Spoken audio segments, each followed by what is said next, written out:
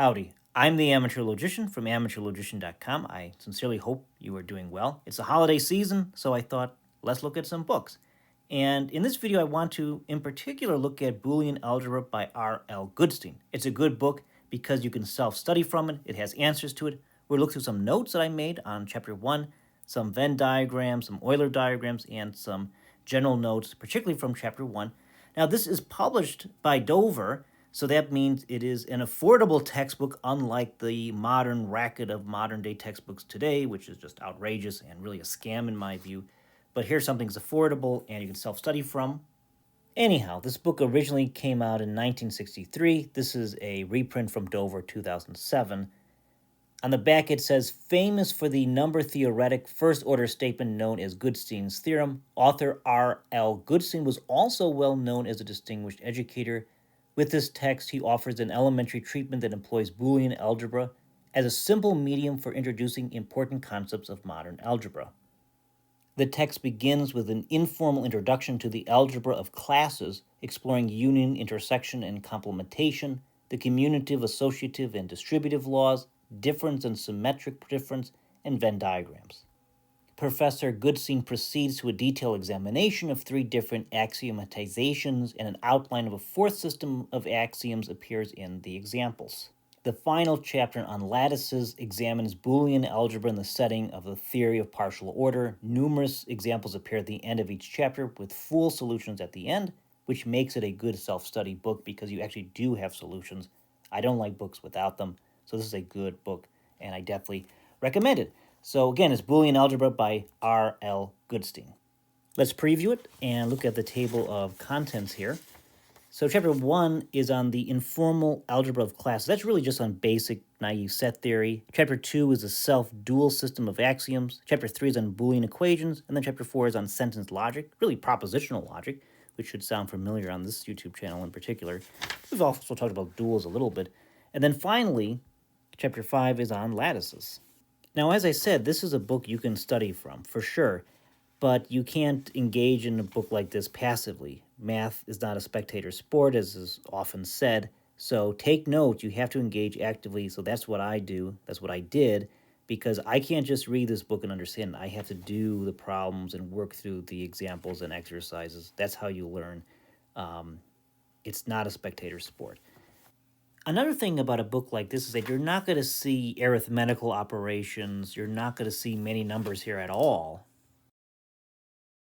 Near the end of chapter 1, we're introduced to Venn and Euler diagrams. We're thinking about sets, which can contain members. A set is basically a collection of things, of objects, and we can visually represent a set with a circle. We have the set A circle, we have the set B circle. Presently, we're thinking about the union of two sets, A union B. In other words, we're thinking about the members that belong to A or B. Next, let's think about the intersection of sets, A intersection B. In other words, we're thinking about members that belong to both A and B, so we have that intersection highlighted there. Next is an Euler diagram. All the members of A are contained in B, so we have A as a subset of B. In this case, technically speaking, we have a proper subset. We can also think about the complement of A, or in other words, not A, where everything outside of A is considered. A is within the so-called universal set 1.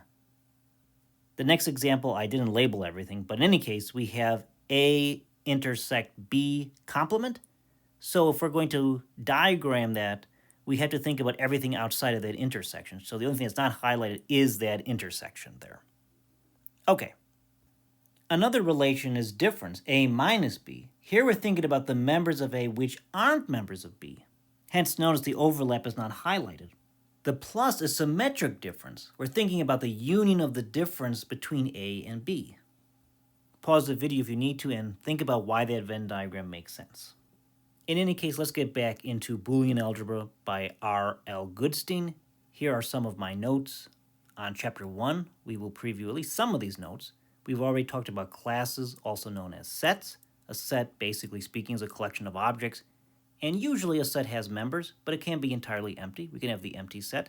There's different notation to denote membership. So here we have A belongs to A, or A is an element of A. Usually a member is lowercase and the class or set is uppercase. We can also denote A does not belong to A. We can also specify what's in the set using curly brackets. So set A contains the elements 1, 2, and 3. Another important concept is class inclusion or set inclusion. Here we have A as a subset of B, so members of class A all belong as members of class B. So A is a subclass and B is the superclass. So A is a subset of B. We talked about this with a Euler diagram, right? Moreover, and very importantly, if A is a subset of B and B is a subset of A, then A is equal to B, the same set. We have the empty set denoted by 0, which is a subclass of every class. We have the universal class, universal set, we will denote that with a 1, and any class is going to be a subclass of that. Another thing we can do is negate an entire set. We can say not A, or in other words, the complement of A, which just means not A or non-A. A prime denotes the complement of A, or A apostrophe. 1 complement is 0, 0 complement is 1. The textbook talks about the union and intersection.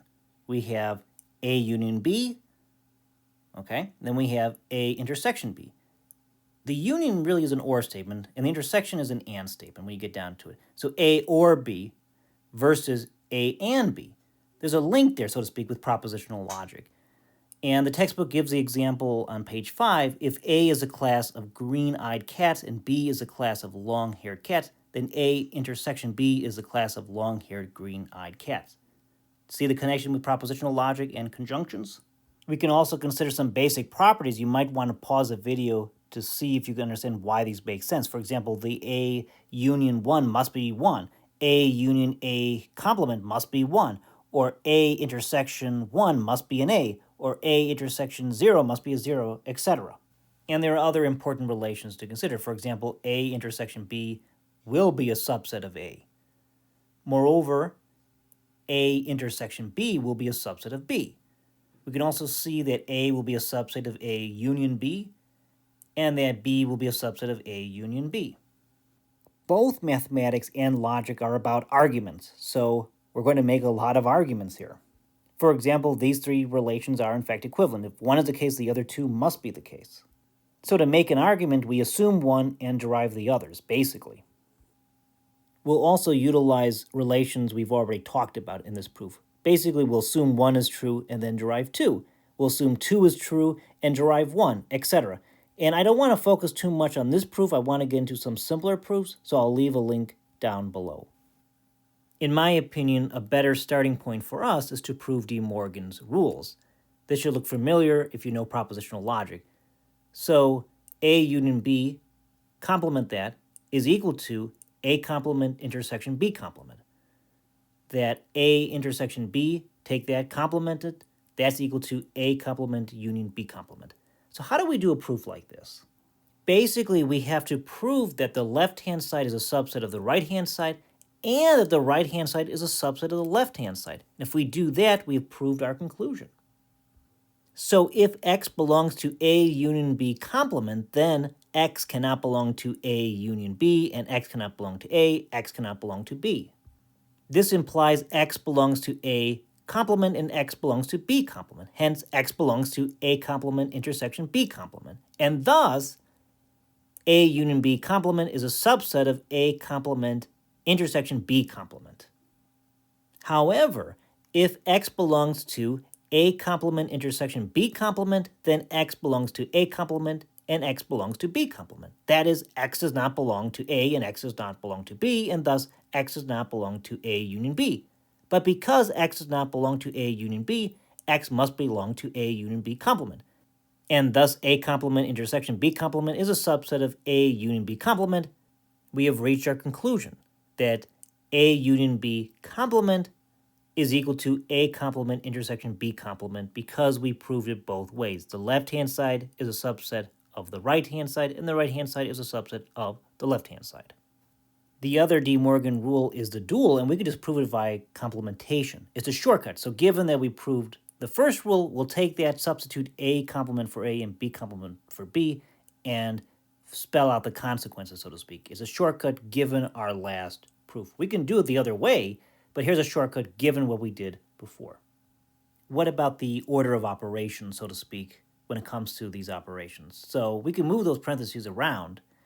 So A union B union C, or A intersection B intersection C, those parentheses can be moved around without a problem, so the associative law holds, and we can extend this to any number of cases. Also, it does turn out that the distributive law holds with the operations of union and intersection. So if we have A union with the intersection of B, C, that's equivalent to A union B intersection A union C. And this is not so straightforward, unlike associativity, which we can appeal to common sense. We need a proof here, and we just have to spell out the consequences. That is, just assume that X belongs to that left-hand side and spell out the consequences. So X belongs to A union with B intersection C, spell out the consequences, prove that one is a subset of the other, and vice versa. So if we prove one is a subset of the other and the other way around, the converse, we then actually reach our conclusions. The same strategic approach as we did with De Morgan. So if X is a member of A union, parentheses, B intersection C, close parentheses, then X is either a member of A or X is a member of B intersection C. If the former, then X is a member of A union B and X is a member of A union C. That implies X is a member of parentheses A union B, close parentheses, intersection, parentheses A union C, close parentheses. Now if the latter, that means X is a member of B and X is a member of C. That implies that X is a member of A union B and X is a member of A union C, which thereby means that X is indeed a member of parentheses A union B, close parentheses, intersection, parentheses A union C, close parentheses. And thus, A union parentheses B intersection C, close parentheses, is a subset of parentheses A union B, close parentheses, intersection, parentheses A union C, close parentheses. Let's go the other way around. Conversely, if X is a member of A union B intersection A union C, then X is a member of A union B and X is a member of A union C. But if X is not a member of A, then necessarily X is a member of B and X is a member of C, such that X is a member of B intersection C, and so X is a member of A union B intersection C. And if X is a member of A, then it's still true, likewise, that X is a member of A union B intersection C. So we prove the converse that that is a subset of the other thing, so thus there is that equality. We have reached our conclusion with a valid argument, a valid proof. Let's get back to my textbook notes. Recall that A minus B is difference, the class of all elements of A which are not elements of B, and there are different observations we can make. For example, A minus B is equal to 0 if and only if A is a subset of B. Also, another thing we can say is that A minus B union B is just equal to A union B, and there I do give a proof. It's a very short proof. It's a simple proof. Another thing to note is that intersection is actually distributive over difference, but actually the union is not distributive. And here I give a proof. It's a very simple proof, surprisingly, compared to some of the other ones, based on some past observations. And then, based on the textbook, I give a contradiction to show that the union is not distributive. And then we have our symmetric difference. Recall the Venn diagram here, where we have A plus B. So we have the union of the difference between A and B. So the only thing that's not going to be shaded in is that middle part of that Venn diagram, the overlap there. And we can think about different representations of this symmetric difference. And we can think about proofs. So for example, A plus B is equal to the union of AB minus the intersection of AB, and there's a proof there. It's a simple observation. Also, we can think about intersection as distributive over symmetric difference, and it's also not true for union. So it's similar to before. Here's the next page of notes. Again, intersection distributes over symmetric differences. So the left-hand side and the right-hand side are equivalent. So we have that C intersection A plus B, that's equivalent to C intersection A plus C intersection B, and I give the proof, and it's a straightforward proof, but the union does not distribute, and I give a counter example there. Another type of operation is cross, A cross B, which is the complement of A plus B such that A cross B is equal to the intersection AB with the union of the intersection of A complement, B complement. And lots of observations can follow from that, and proofs, and so forth. Much more can be said about Boolean algebra by R.L. Goodstein. This has just been a preview of this book. It's definitely something worth checking out if you're interested in this topic, and it's something you can self-study from. I'm the Amateur Logician from amateurlogician.com. Be well, thanks for watching, and I hope to see you soon. Oh, by the way, check out my website, amateurlogician.com. I would appreciate it. If you like my work, please consider buying me a cup of coffee. Thanks.